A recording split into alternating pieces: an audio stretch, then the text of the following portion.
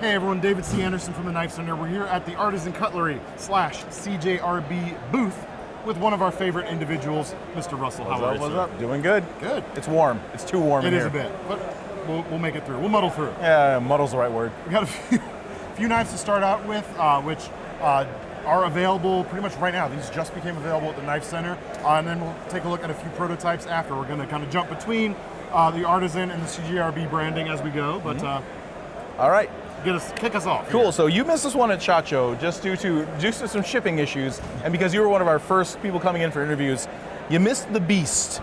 So this is, let's grab the Honey Beast. Yes. So this is the Beest with 2 E's, designed by Dustin Rhodes, who is actually right behind over there, that side of the booth, wearing his duck shirt. This is a fantastic design. I love how light this is. I love you see why it's called the Beast, right? The style of this thing is so, the honeycomb pattern, the stripe, and I love the ratio of the blade on this guy. I was about to say that, like, that's the first thing that really jumps out on this is just how large the blade looks in comparison to the handle. Really maxed out. Bringing this line back really helps the illusion that the blade is bigger than it is, and just the effect of that is really, really pleasing. It's a beautiful design, and I really do appreciate how, like, there's thumb studs, the front flipper is minimal, but it works great. We put some very aggressive jipping on this guy, so it's very easy to hit. Let's see how well. Hey, yeah, pretty good, with authority. Man. Pretty good. But the design of this is just stellar. It's got so much character. The theme is there. The bee theme is very much there, but it's got so much character. I love how all the design elements kind of like blend seamlessly. Well, and it's playing off that honeycomb thing too, with a lot of the details. And just the shape in hand's really nice. Like, it's a very comfortable piece in hand. What's the blade length on this? Is that getting out? That's about 3.5. It looks like 3.5. I think it might even be a hair more than 3.5. And the handle's great. I love the flat spot up here. Want to switch Beast? Sure, why not? Why the heck not? There we go, Beast switch. Yeah, really, really nice. Anyway, like you said, you can get this now at the Knife Center. This is available now. So that is the Beast by Dustin Rhodes. Excellent. I am very happy with this it's one. Just, the refinement of the piece, of the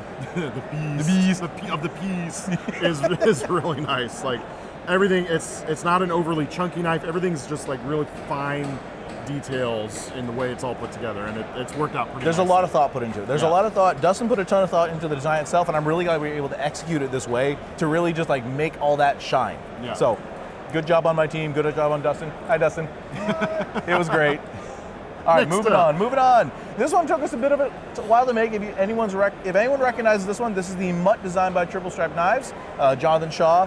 And this has been one of the fixed blades that he's been doing for a long time, as long as he can for someone who's relatively young in the industry. But the Mutt is such a good EDC fixed blade. And, this is with, Mr. EDC fixed blade over here. It's a bit of a thing I enjoy. Yeah, great design. He actually uses this one a lot when it's, I believe when he does it mounted to his gear. So he's Canadian military.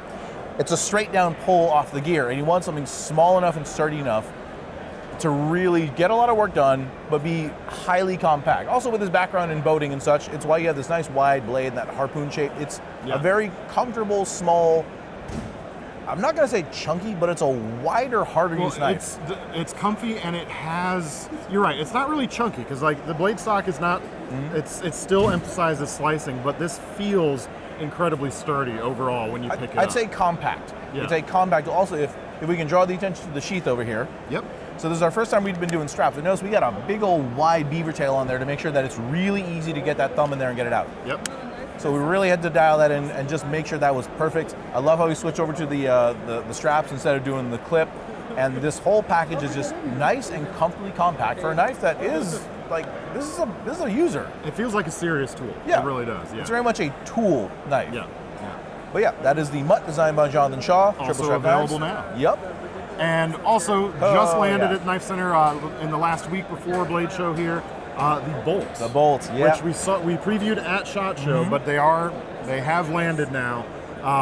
It's a riff on the crossbar lock, of course, which you're calling your Recoil Lock V2. Right. The original Recoil Lock was another take on our crossbar lock, but it had a unit mounted over the top of the knife. So I believe it was an aluminum unit that was milled out and then put on top of it, kind of engaging with the crossbar lock. Now we're like, all right, we're just going to run the crossbar lock right through it. Yep. And it So makes, you get the crossbar action, but you also get that dorsal style action on the back too. yeah, it's a surprisingly elegant solution without adding a lot of extra bulk to the knife. Yeah. But it's very fidgety. It's very Yeah. fun. It's very pleasant to play with. On top of that, with the shape of the bolt and those nice clean lines, a very like simple ergonomic handle, and this clip point, it's the only outstanding piece on this knife. It's really the only off angle, and at the same time, it really highlights how to use it. Like, I feel like if you gave this to someone who didn't know anything about this, they'd figure it out pretty quick. Yeah. But, and just the overall shape of this thing, I love how this is a nice, easy knife. It's got that great kind of like, it's got a bit of belly on there. It's really good for slicing. I find this to be probably one of the most appealing knives we've done in a long time, next to the Pyrite. And I'm kind of hoping this is going to be something that people are going to really enjoy. I mean, the Maximal's pretty good. I mean, Maximal's pretty good. You know. No, I love the blade shape too. I love the geometry. It's nice and thin with that almost a full flat grind on it. The handle, like you said, neutral enough. Any hand size should be able to utilize this handle. Even if you're hanging off the back of it, it's not going to be. It's not going to not work. It's simple. It's elegant and straightforward. I like that little bit of texturing you put on there. Just a little hair right across there. The faux inlay, which we love doing. The faux lay. Yeah, the faux lay. But no, it's real cool, and like I said, available now. Yep. Great design. But moving on to the prototypes. So we've got a CJRB slip joint buoy Pyrite. Going on here. Honestly, can't think of a better Pyrite to do a slip joint version of. I did not expect to see this one, but I'm pretty happy with it. Honestly, we have only done one slip joint prior to this. The Biome? The Biome, designed by Dylan Mallory. Yep. This one is a little different. If you could just show the camera the action on this one, because it's a little... So, and you've said like you're still deciding whether it's going to do this or not, but this has like a 4-stage click, click, set click, of stops. Click, yeah. It's like click, click, click, click, click. But it does feel pretty good. It's a softer close. It reminds me of like the old like South African ring lock knives. Yeah. That's the type of feel you're getting from this, and yet it is a traditionally backsprung slip joint. Yeah. Feels good. It's also a little bit thinner than the regular the Bowie Pyrite, and I love how we did the bolsters. I think we're going to do bolsters on all of them. So if you take the clip off, I do think this really maintains that kind of traditional feel, if not entirely with the styling of the knife. Yeah. But there's something about this where I'm like, yeah, this is a great just drop-in pocket kind of knife. And I can't think of a better design than the Bowie Pyrite, because it already has that big fuller on it. Yeah. It just kind of works right. That of course makes it very easy. Oh yeah. To do the open. Now this combination here with the I'm assuming that's ebony. Yep. Yeah, and the copper looks great. Has that very, very classic vibe to it. For sure. I dig this one. I did not think I was going to be as into this one as I am, but I think it's a very enjoyable piece to carry. I had a little time with this one, just messed with it beforehand. It functions wonderfully. It's a great general user. It's a bigger blade than you're going to find on a lot of traditionals, obviously, because of its width.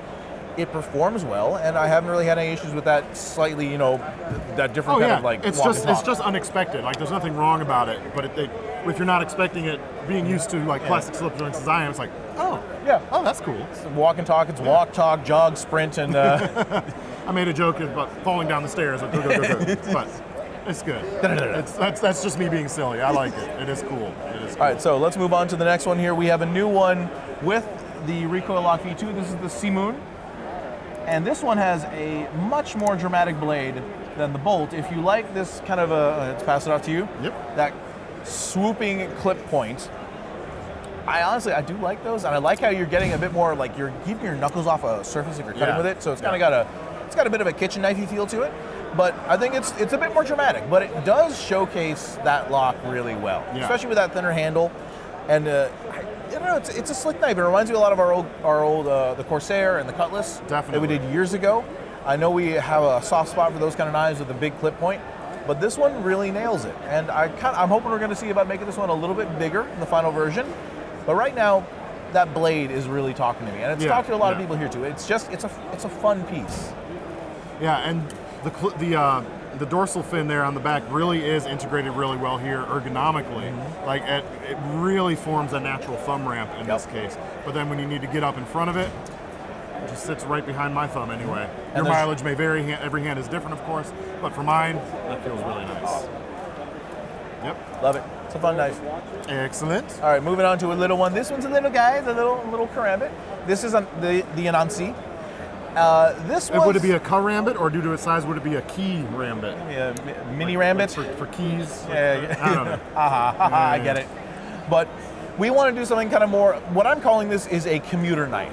This is not for the regular EDC crowd. This is for someone who is pretty much expecting just to deal with packages and small things over the course of a short amount of time. You slap your keys on there, put it on a backpack, something to just have around and keep that blade length well under 2 inches.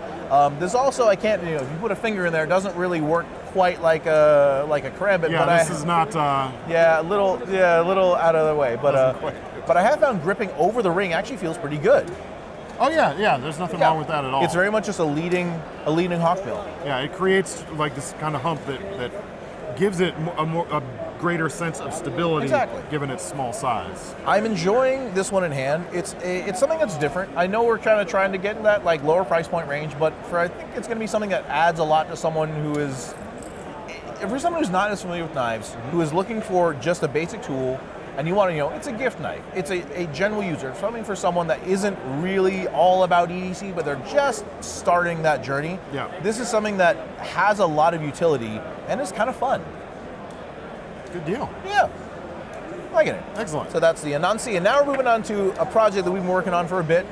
So we took some of our original designs, and this one's actually from our very earliest design. This is the Tradition V2. And if anyone here has handled the Tradition, that was the very first knife we ever produced from our company, even before we were, fully on the market. The Tradition has been our, this is what Artisan represents. It's a big user. It's a bigger knife, 4-inch blade, pretty much just like, 2-choil flipper. Mm-hmm. But the Tradition still sells. It's a knife that we still have good sales on. It still moves, and people still love it. I get people at shows all the time who have them in their pockets.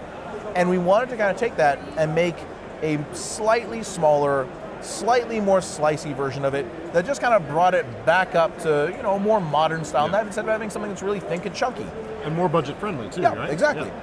We also do a budget Tradition as well, but we wanted to kind of focus on that and ensure this was going to be something that everyone could afford. And if you just want something where you recognize the Tradition, it's a knife you've carried, you've used, you've seen, this was going to be something you can pick up and still have that DNA. And have that sense of familiarity to it. Yeah. Exactly. So we thinned out the blade, we kind of cleaned up the drop point of it, we made the angles a bit smoother.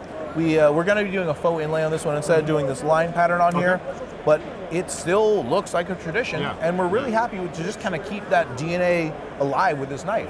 Hopefully some people who haven't had a chance to handle our older knives will get a chance to play with this one and find that they enjoy it. It is still one of the knives that we find to be a pure user. Yeah. Just something, if you need a knife that cuts well, functions well, and just grab and go kind of tool, the Tradition still is one of our best. Yeah. And we're hoping to just kind of breathe a little fresh life into it. It's got a nice vibe to it. And in a way, it sort of reminds me of the Pyrites blade shape with that drop point there. I mean, they're all simple drop points. Yes. But you say that, but like the lines on them just are really elegantly done, I think, on both this and the Pyrite. I like this little dip at the jimping right there. Just a little something right there. You got your reversible clip.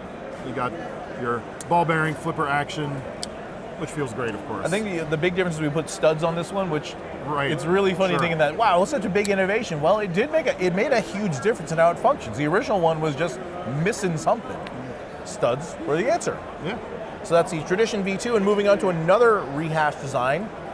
This is the Orthodox V2. This was a design that I'm not going to say it's our core hard user knife, but people loved this knife. Like, I have people every year asking about it, and it's a straight razor. Mm-hmm. And the original Orthodox had one major issue: having a blade stock that's, I think, 0.14, and being called a straight razor doesn't work very well. So we fixed that and slimmed down the stock substantially and hollow ground the blade. Hollow ground too, yeah. I'm not going to say this is the best straight razor you'll ever find, but if you like a folding knife that has a straight razor themed blade, or you happen to want a locking straight razor, it gets you in that range. It's a pretty slick idea. I did the thinner stock does it, but it's really that hollow grind. Yes. I think that really pushes that comparison. I did also float the idea of the team to kind of do a slightly, like a bit of a gun stock grip on the bottom here. I noticed that. Yeah, just so you hide that square tip of the straight razor. And I also like a super minimized flipper on there. I love the way this feels. The action on this is really satisfying. Yeah. Big finger choil because, straight razor. Who's gonna be like, oh, you don't need a finger choil on that? Like, it's a straight razor. Come on, it's part of the vibe. Just call it the Ricasso. It's fine. Yeah, sure. What, French? I like the green aluminum on I this do. one, too. Honestly, It's nice. after looking at that, that's kind of what I want to go with. They did. We have 2 micarta ones over there and a G10 one. I want this aluminum version. Yeah, I mean, it's got a little bit of micro milling with that texture. It feels really good. It definitely pops with the black. I love how clean and open the back is. You just got the single barrel spacer at the back too. We really did a good job kind of rehashing that design, bringing it, into the modern age. It's been around for over 5 years, and now it's like, it needs a rehash, but I think people are going to enjoy this one. It's just, everything about the Orthodox has always been kind of a fun knife. Like, if somebody wants to EDC a straight razor, be my guest. Yeah. But I do find this to be something that is actually a fun, enjoyable piece to have in a collection. It's a fun thing to play with, and it does EDC nicely. Yeah. If you're not planning on sticking things, But if you're slicing, especially with how narrow that handle is, yeah. But it's a wonderful piece, and I really like just the way we were able to adjust this and make it still feel comfortable, still feel fun, and still have that very noticeable design. Yeah. We nailed it. Yeah, no, it's cool, man. It's very cool. It's good. All right, folks, that's all we've got for now. Again, the first 3 models we showed you are available now at the Knife Center. The others after that will be getting a little bit further refinement and should be coming out within the next several months. Keep your eyes out at the Artisan Cutlery and CJRB brand pages at the website. Check out all of our Blade Show coverage if you're so inclined. And Russell, thank you so much. Absolutely. Thank you so much. Always a pleasure. See you next one.